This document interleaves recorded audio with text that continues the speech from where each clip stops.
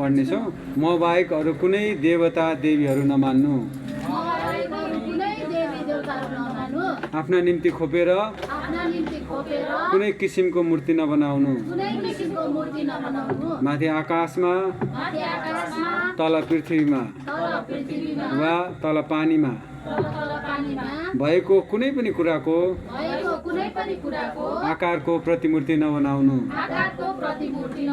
तिनीहरूको सामु ननिउरनु, तिनीहरूको पूजा नगर्नु।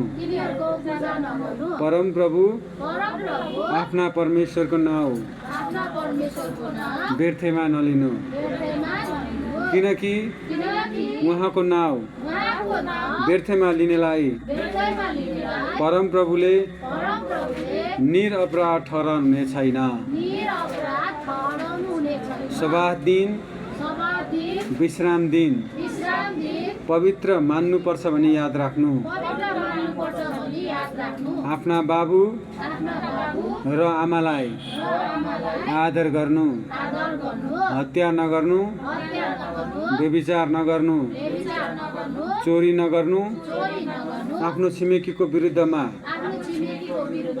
झुटो गवाही नदिनु, आफ्नो छिमेकीका घरको लालच नगर्नु, आफ्नो छिमेकीको स्वास्नीको लालच नगर्नु, आफ्नो छिमेकीको कमारा कमारी गोरु गधा वा त्यसको कुनै पनि थोकको लालच नगर्नु। सारा हृदय, सारा समझ, सारा शक्ति, सारा ज्ञानले परमप्रभु परमेश्वरको महिमा गर्नु। आमेन आमेन।